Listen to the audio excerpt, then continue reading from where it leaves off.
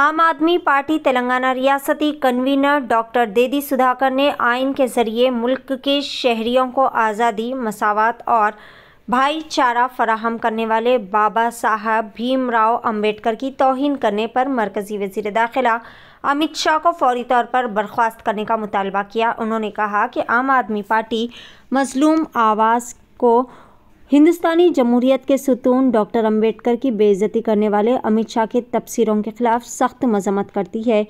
इन्होंने कहा कि अमित शाह के जरिए बीजेपी पार्टी ने अपनी दलित मुखालिफ जहनियत को खुलकर जाहिर किया है। आम आदमी पार्टी ने हैदराबाद के टैंक बंड में अंबेडकर मुजस्सिमे के रूबरू एक एहतजाजी धरना मुनज़्ज़म किया। अंबेडकर के बारे में अमित शाह की तौहीन आमेज़ तबसीरों की मजम्मत की गई। इस मौके पर डॉक्टर देदी सुधाकर ने कहा कि बीजेपी की आला क़यादत हिंदुस्तानी आइन का क़त्ल और मानव समृद्धि छीन कर डॉक्टर अंबेडकर की तौहीन कर रही है। इन्होंने कहा कि बाबा साहब भीमराव अंबेडकर ने 25 दिसंबर 1927 को मुल्क के लोगों को जहन्नुम दिखाने वाली मानव समृद्धि को सरेआम जलाया और आइन के ज़रिए जन्नत फराहम की। इन्होंने अमित शाह को याद दिलाया कि डॉक्टर भीमराव अंबेडकर जो कि तमाम आवाम के लिए मसीहा से कम नहीं, क्योंकि इन्होंने कई सारे बेहतरीन खिदमात याद किए हैं जिसे रहती दुनिया तक कायम रहना चाहिए। इस मौके पर तमाम ने नाराज़गी का इजहार करते हुए अमित शाह को पार्टी से बर्खास्त करने का मुतालबा किया। पेश है YAN एक्सप्रेस न्यूज़ चैनल की एक खुसूसी रिपोर्ट। मज़ीद ताज़ा तरीन ख़बरों से जुड़े रहने के लिए चैनल को लाइक करें, शेयर करें, फॉलो ज़रूर करें। जय हिंद।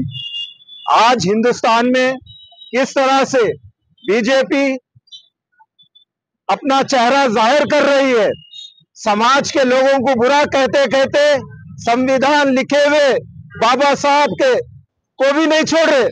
ऐसे जालिम लोग हमारे हिंदुस्तान में कुर्सियों पे बैठ गए।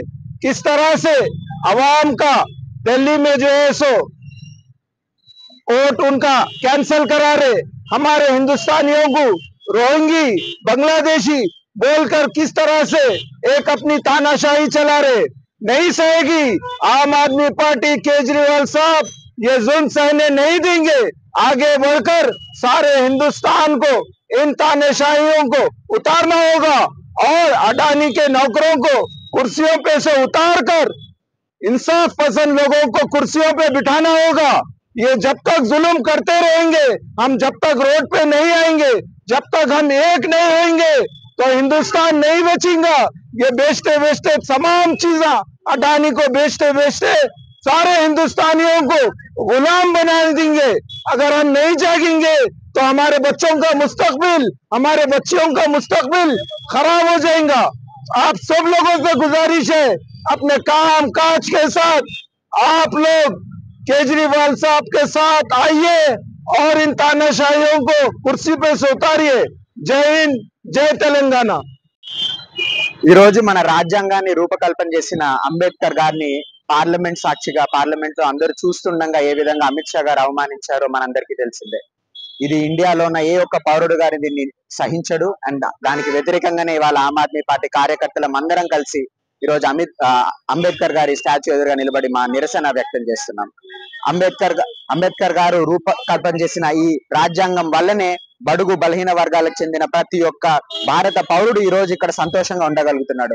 అలాంటిది అమిత్ షా పార్లమెంట్ లో ఏమంటారు, అంబేద్కర్ అంబేద్కర్ అంబేద్కర్ అంటే ఒక ఫ్యాషన్ అయిందా?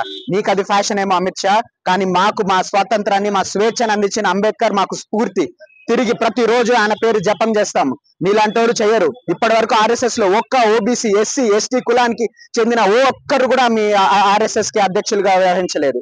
మీకు ఉంది బడుగు బలహీన వర్గాల వ్యతిరేకంగా మీరు ప్రవర్తిస్తున్నారు। కానీ ఈ రోజు ఇండియాలో ఉన్న ప్రతి ఒక్క పార్టీ, బీజేపీ కాకుండా ప్రతి ఒక్క పార్టీ దీన్ని ఖండించాలి। అలాగే బీజేపీ ఎన్డీలో భాగస్వామ్యమై ఉన్న నితీష్